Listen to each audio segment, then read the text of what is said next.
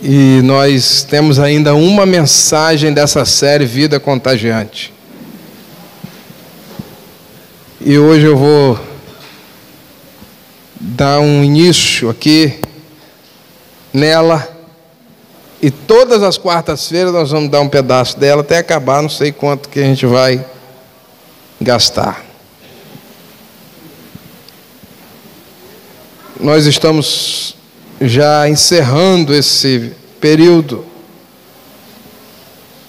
mas nós cremos que a vida contagiante, que a vida de Jesus, está fluindo através de nós, através da nossa igreja, através dos nossos cultos, através das nossas células, através das nossas famílias. Para que Deus tem derramado tanto sobre as nossas vidas? Para que a vida de Jesus está em nós? Certamente, irmãos, é para que através de nós outras pessoas sejam transformadas. Você pode, pela vida de Cristo, contagiar e transformar outras pessoas além de você mesmo.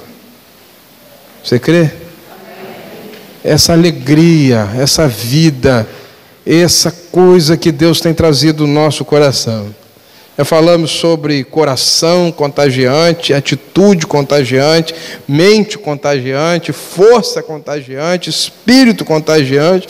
Terminamos domingo a cultura contagiante. Hoje eu queria falar um pouco sobre fé contagiante. Como que a nossa fé, ela pode contagiar.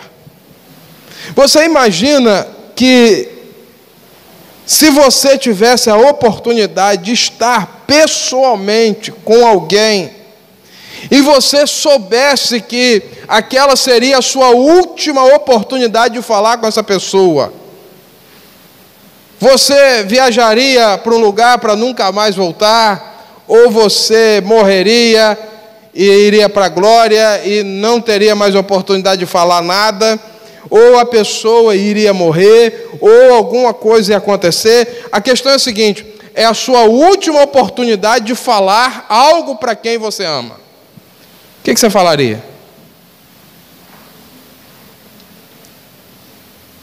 Quais as palavras você usaria? Qual o assunto? Qual seria o conteúdo dessa conversa? Certamente, irmãos, não seria uma palavra boba, nem tola, nem uma conversa, como diz o povo aí, fiada. Ia ser a última chance de você falar alguma coisa para quem você ama. Você falaria uma coisa muitíssimo importante. Não é verdade? Sim ou não? Alô? Está todo mundo aí? Pouca gente. Alô? Pensei que os irmãos já estavam fora do ar. Você fala coisa que a pessoa nunca mais queria esquecer. É uma fala importante. Imagine Jesus Cristo, ele viveu 33 anos aqui, aproximadamente, do seu ministério, morreu na cruz, ressuscitou o terceiro dia, passou mais 40 dias ressurreto, fazendo algumas aparições, a Bíblia registra isso, e agora ele tem a última oportunidade de falar para os seus discípulos. São as últimas palavras de Cristo. É o último encontro pessoal de Cristo com os seus discípulos, antes dele ser levado para o céu. Quais são as palavras que Jesus falou para os discípulos? O que Jesus queria deixar como a sua última palavra? E a partir disso veio o nosso comissionamento, ou a grande comissão. Mateus capítulo 28, versículo 18 a 20, é o registro das últimas palavras do ministério de Jesus na terra, antes de ser levado para os céus. Abra sua Bíblia lá. E se você não grifou esse texto, você precisa grifar.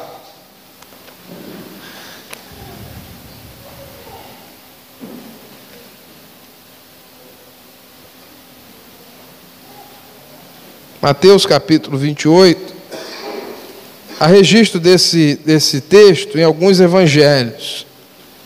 Marcos, Lucas.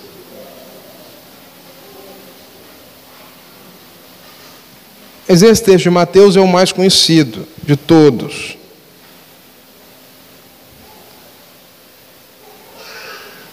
Essas são as últimas palavras de Jesus para os seus discípulos.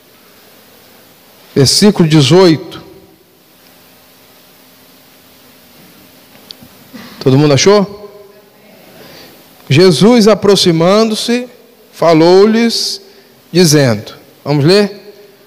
Toda a autoridade me foi dada no céu e na terra. 19. Ide, portanto, fazei discípulos de todas as nações, batizando-os em nome do Pai e do Filho e do Espírito Santo. 20 para terminar. Ensinando-os a guardar todas as coisas que vos tenho ordenado, e eis que estou convosco todos os dias, até a consumação dos séculos, ou dos tempos. Ponto final. A questão hoje é a seguinte: você vai responder ao chamado de Jesus para a sua vida, ou você vai se contentar em ser apenas um membro de uma igreja evangélica? O que Deus tem para nós, como cristãos, é sermos apenas membros de uma igreja? É isso, irmãos? Deus tem um chamado e um comissionamento para cada um de nós, e está escrito nesse texto: ir e fazer discípulos. Estudamos aqui de manhã que o centro desse texto não é ir ou ide. O centro do texto é fazer discípulos. A ordem dada por Cristo é fazer discípulo. Ou seja, cada um de nós recebeu a missão de fazer discípulo. Como que a gente faz discípulo? Aí que vem ir, batizar e ensinar. Fazer discípulo implica 3 coisas: ir, evangelizar, batizar, consolidar a pessoa na igreja, e ensinar, discipular, para ele se tornar um discípulo.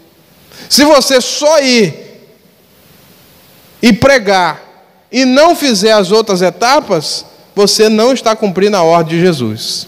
Então você precisa pensar e responder: você quer ser alguém que vai ser usado por Deus para fazer discípulos, ou você vai querer continuar sendo um membro sentado no banco SSS? Já viu falar? Crente SSS? Salvo, sentado e satisfeito. Depois, irmãos, de ouvirmos tudo que nós ouvimos sobre vida contagiante, ou ter uma vida contagiante, lamento te informar, mas você não vai poder chegar diante de Deus e dizer: eu não sabia que eu tinha que fazer discípulo, eu não sabia que eu tinha que ter uma vida contagiante, eu não sabia que eu tinha que dar fruto. A minha responsabilidade como pastor está cumprida. Eu estou dizendo isso para você. Você não vai poder chegar e dizer assim: ó, meu pastor nunca me avisou que eu tinha que dar fruto. Meu pastor nunca me ensinou que eu tinha que fazer outro discípulo. A escolha é nossa.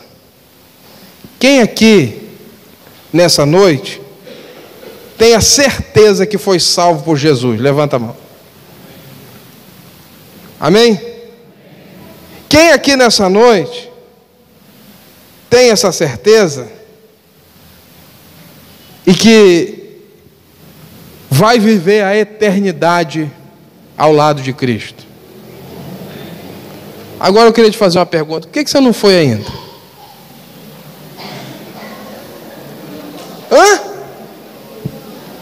Se eu já estou salvo, se a minha salvação já está garantida, o que eu estou fazendo aqui nessa terra que Jesus já não me levou? Se você já está salvo, já está com tudo garantido, tudo certo, por que você está vivo ainda, irmão? Me ajuda aí, pergunta para essa pessoa que está do seu lado, você está vivo por quê, cara? Por que você não já foi para o céu?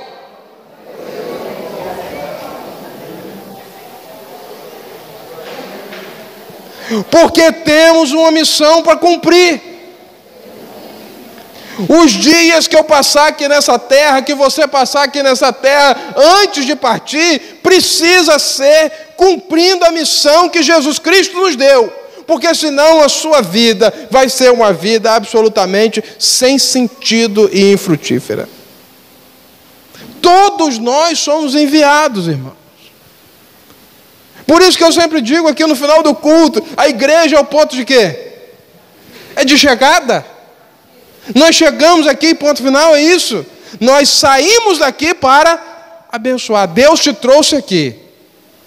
Mas Ele todo dia te envia para o mundo, te envia para a sua família, te envia para o seu local de trabalho, te envia para a sua vizinhança, te envia para o bairro, te envia para a cidade, te envia para fazer a obra.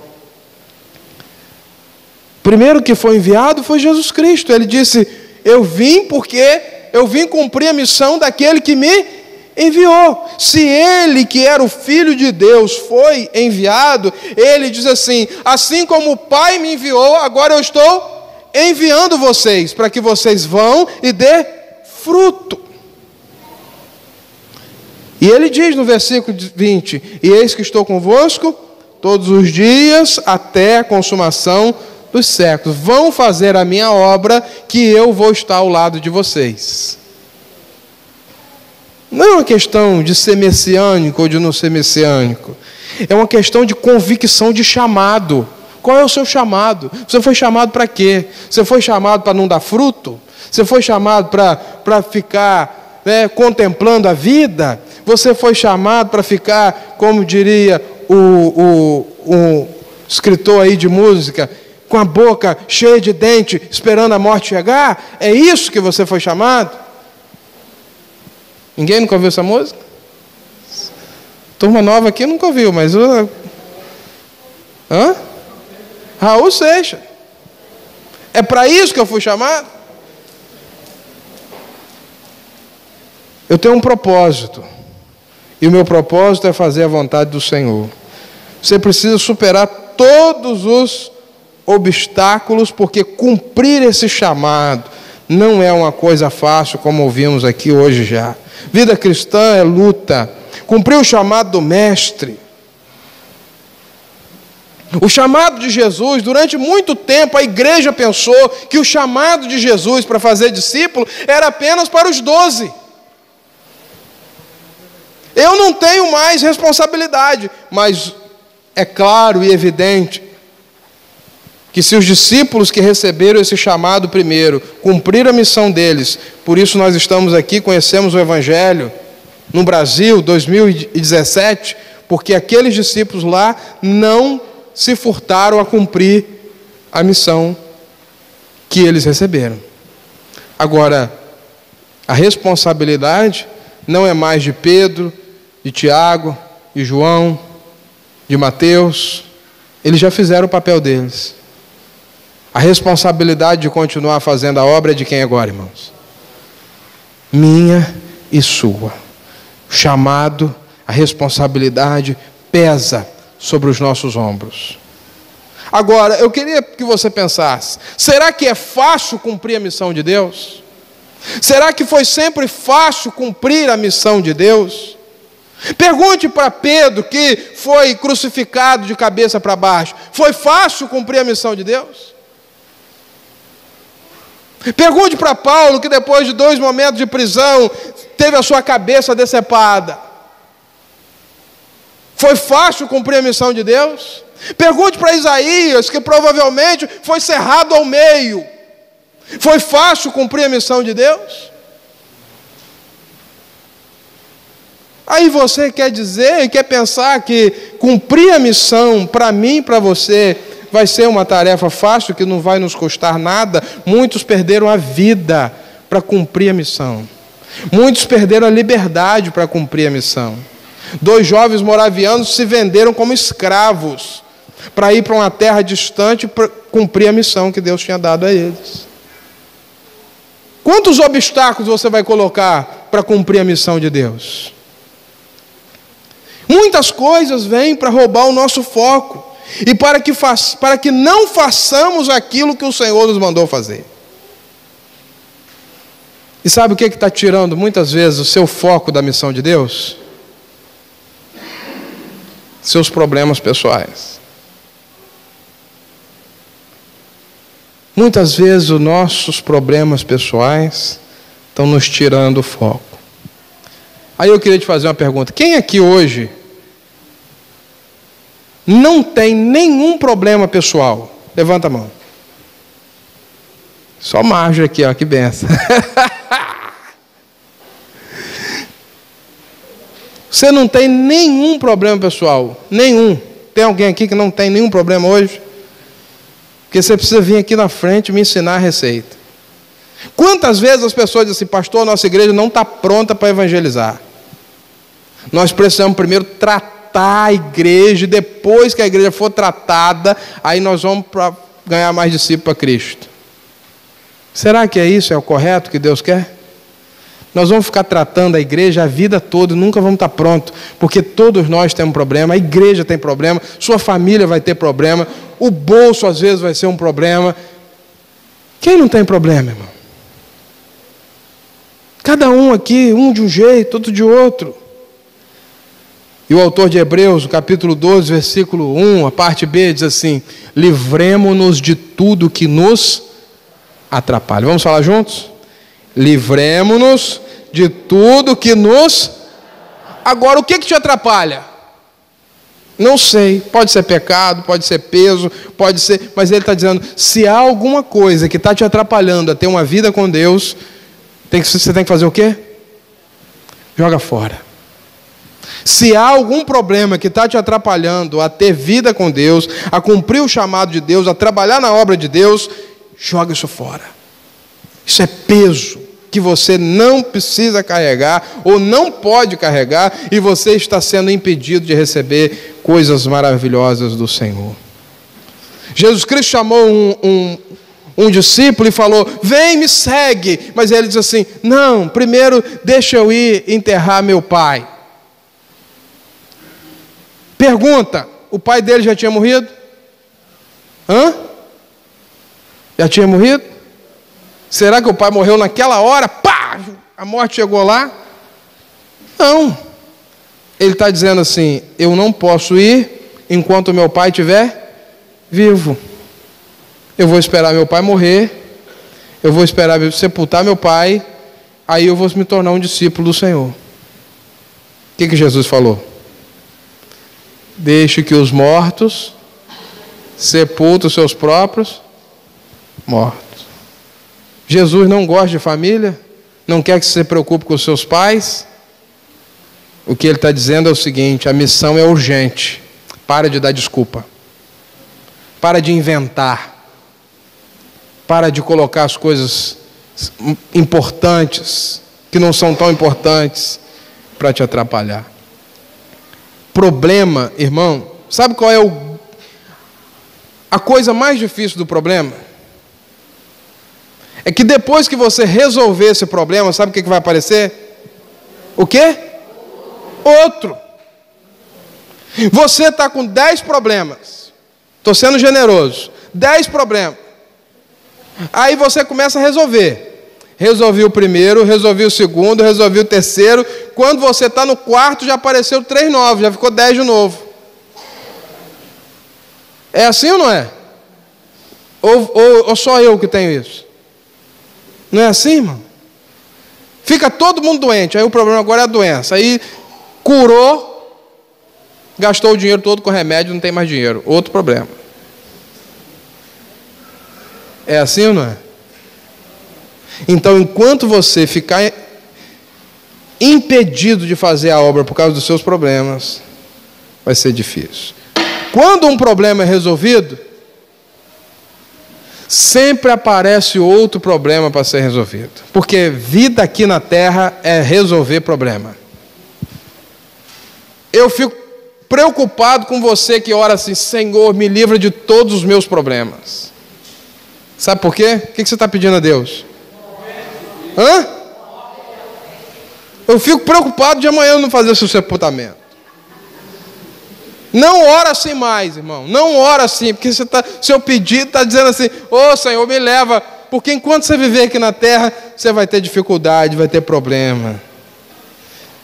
O que a gente precisa pensar é o seguinte: põe os seus olhos em Cristo, põe os seus olhos na missão e tira os seus olhos do problema. Quando você foca no problema, você está gerando aflição.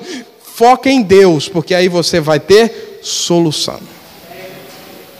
Olho no problema, aflição. Olho em Deus, você vai botar o olho em quem?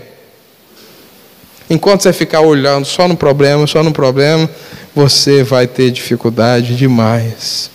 Sabe o que acontece, irmão? Muitas vezes, os problemas sugam nossas forças. Quem aqui já se sentiu assim, sugado assim as energias, e pareceu que você estava assim um bagaço, aquele bagaço de cana, ou aquele chupe de laranja assim, sem nem nada? Quem já se sentiu assim? Levanta a mão se tiver coragem. Não vou nem perguntar quem está se sentindo assim, porque para não complicar. O problema suga a gente. E alguém disse às vezes que a estratégia maior do diabo é essa. Ele vai sugando as nossas energias, sugando durante a semana. Para quando chegar final de semana, que é o tempo que a gente tem do nosso ministério, de trabalhar, de dedicar, a gente está tão esgotado, tão enjoado. E aí, tem uns problemas que acontecem que tiram o nosso bom humor. É ou não é? Você fica mal-humorado. Muitas vezes até as doenças que aparecem no seu corpo são por causa de esgotamento, por causa de problemas.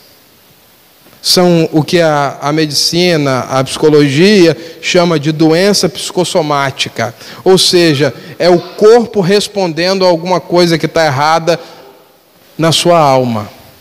E geralmente vai estourar onde você tem mais problema, mais dificuldade. Se você está mais fragilizado, se você é hipertenso, quando você tiver problema, o que vai arrebentar? Se o seu joelho é ruim, quando você tiver problema, o que vai arrebentar? O joelho.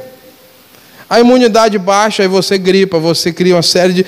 Não estou dizendo que toda doença é isso, mas algumas até enfermidades são geradas por causa de problemas. Foi feita uma pesquisa no Hospital de Câncer de São Paulo, e muitas pessoas que, não estou dizendo todas, mas muitas pessoas que desenvolveram tumores malignos, é por causa de falta de perdão. Porque as pessoas brincam com as coisas. Amargura retida, mágoa, aquilo vai estourar no seu corpo uma hora. Então você precisa pensar. E aí sabe o que acontece muitas vezes quando a gente está com problema? A gente quer descontar em quem está do nosso lado. Presta atenção se as pessoas que a gente mais fere não são as pessoas que a gente mais ama. Você fere o estranho? As pessoas que você mais machuca são as pessoas que estão do seu lado para o que der e vier. Isso não é só na sua vida não, também é na minha. É um grande dilema. Eu engulo todos os sapos na rua, chego em casa, eu quero descontar tudo em cima dos meus familiares, dos meus filhos, da esposa. Vê se isso é coisa de gente certa.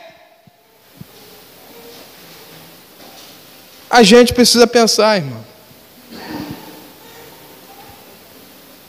E aí você vai descontar em cima de alguém. E eu quero te perguntar se a sua família tem culpa dos seus problemas. Tem? Às vezes tem, às vezes não tem. Se os seus filhos têm culpa dos seus problemas. Se as nossas esposas têm culpa da nossa má administração financeira. Tem. Se o seu marido tem culpa que você está de TPM, tem. Então presta atenção. Aí você desconta em cima dos outros, você desconta no trabalho, você desconta no seu ministério, e muitas vezes você desconta na igreja, porque essa igreja não presta, fulano não presta. E aí você tem problema com uma pessoa na igreja, você bota todo mundo no pacote e fala, essa igreja não vale nada. Eu não tenho culpa se você está com problema com uma pessoa, você procura a pessoa, resolve.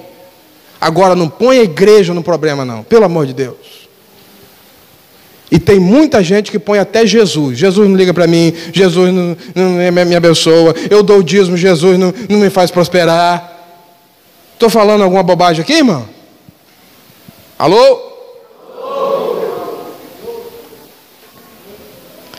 Enquanto você ficar focado nos seus problemas, você vai esquecer de olhar para Jesus. Pede a Deus para que a sua fé seja uma fé maior do que os seus problemas. Essa é a fé contagiante. Precisamos seguir a vida. Seguir a vida, e vida tem problema. E deixar Deus conduzir, porque Deus vai trazer o seu melhor. Há promessas na sua vida? Sim ou não? Acabamos de cantar aqui. Tem promessa? Você crê que tem promessa na sua vida ou não? Então olha para as promessas de Deus, gente. Olha para aquilo que Deus prometeu para nós. Olha para aquilo que a palavra de Deus diz que nós somos. E olha para o Senhor, porque Ele sabe fazer o que é bom. E Ele vai agir em todo o tempo. Isso é a fé que Deus quer que a gente tenha. Não é uma fé, uma vida pautada nos problemas, mas é uma vida pautada no Senhor e na sua palavra, e nas suas promessas, em Cristo Jesus, porque aí você não vai deixar de fazer a promessa, não vai deixar de cumprir a missão que Jesus te colocou na sua mão. Ninguém me apoia, minha família, ninguém está junto comigo. E o que a sua missão tem a ver com isso? Cumpra a sua missão. O que a sua vida com Deus tem a ver com isso? Fique bem com Deus e deixe o resto que Ele vai cuidar. Amém, meus irmãos? Isso é só a introdução, nem entrei no texto ainda. E nem vou entrar mais hoje, né? Que a gente ia falar aqui, de repente na quarta que vem, sobre os discípulos no caminho de Emaús. Tiraram o foco, o próprio Cristo apareceu do lado deles e eles não conseguiram ver que era Jesus. Olhar para Deus, olhar para os problemas, gera o quê? Aflição. Olhar para Deus, solução. Vamos ficar de pé e vamos orar?